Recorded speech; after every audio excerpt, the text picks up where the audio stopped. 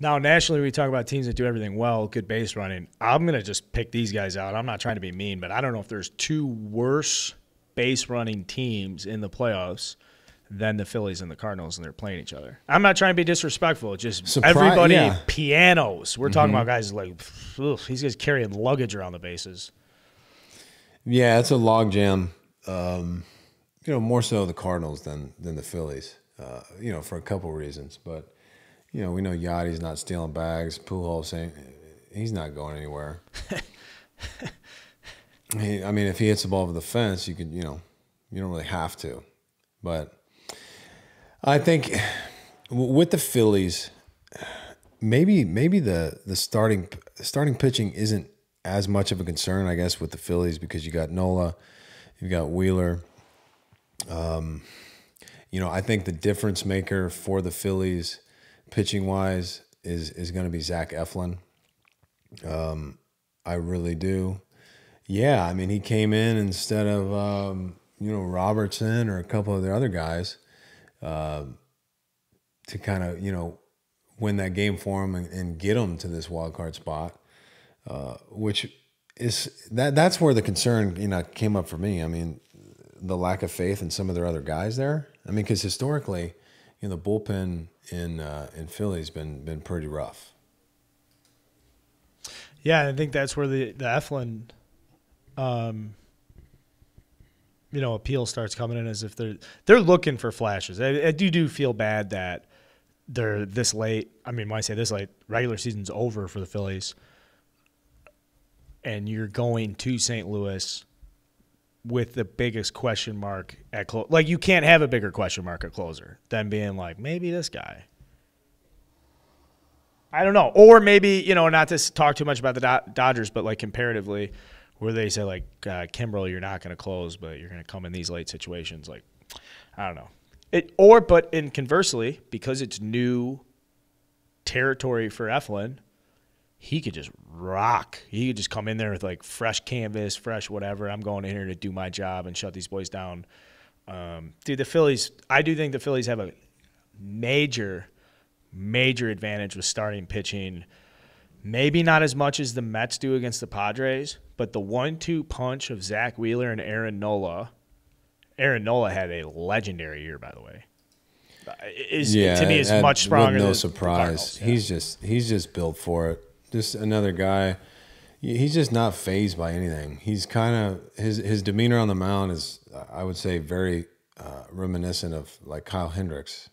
Whether he punches out the side or gives up 4 or 5 runs, you would never know. He's just out there going about his business and gets the job done. You can't speak highly enough of his preparation too. He's going to be ready to go. He's been waiting for this moment for a long time, and I know there's been opportunities for the Phillies to get to this position in years past, recent years, and they've kind of fallen short. I was a part of a couple of those teams. They've been waiting for this moment for a long time, and you have a lot of guys in that clubhouse that are hungry for this moment. With new additions, guys like Schwarber. Who 49 homers or 47 homers, something like that. So what is it? Let's see, 46 homers. So they've got some firepower too, but Cardinals are battle tested, a lot of veteran leadership, some really good young players, but the concern is their starting pitching. So I might have to give a slight edge to the Phillies here. The concern with the Cardinals starting pitching is, to me, after digging in and getting the mind wrapped around, is much bigger than I would have thought. Like, I just naturally assumed that, of course, Wainwright would be pitching the first or the second game. The pulse around the Cardinals is absolutely not. Last 6 starts, I think he's pitched to a 7-something ERA, and he's been magnificent throughout the course of the entire season, just looking at the body of the work. But now it's at the time where you're coming in here, and they don't really have that clear number one stud. Now, it would be Jack Flaherty. He's made 8 starts this year, 3 in June, now 5 here towards the end of the year. Last 2 were quality starts. He's got the best stuff on the team, some of the best stuff in the National League when he's healthy. Now, for Cardinals fans, I'm not one, obviously, but the pulse around Flaherty is like, been hurt. Don't know if we like his presence and the attitude. And I don't know this guy from fucking Adam. I'm just saying this is what the kind of Cardinal attitude is like. Well, if we're in between a Jack Flaherty who's only made 8 starts and is still trying to figure it out, and an Adam Wainwright who's struggling badly, to say over his last couple of starts, give us Wainwright, give us Waino. And opposite that, they're saying Quintana should be starting game 1. Jose Quintana. Now, a lot of people who aren't paying attention might be rolling their eyes like, no fucking way. Yes. He's surrendered 3 earned in his last 5 starts. He's been magnificent. So how do you shelve him? But at the same time, how do you look at the fan base, look at Albert Pujols? Hey, game 1, playoffs, your last year. And it's like I know I'm not just – it's just like we're running Jose Quintana out there against Zach Wheeler. That's such a difference. Yeah, I mean, you can't get emotional about it, though. Like if you're saying, oh, you have to start Wainwright game 1. I mean, you really don't. He struggled a little bit. I mean, yes, it is Adam Wainwright. He's ready for these kind of moments. And, looking at the St. Louis, their starting pitching options, I mean, they have some options. It's not as clear cut and as easy to pencil in as it is, Wheeler and Nola. But Quintana's been good. Montgomery's been good. Mikolas he's had a really nice year too, and he knows how to pitch. So, but I don't love the matchup for Wainwright against the Phillies game 1. And it's a different Cardinals pitching staff as you go through and you kind of look at what it seems like they might match up.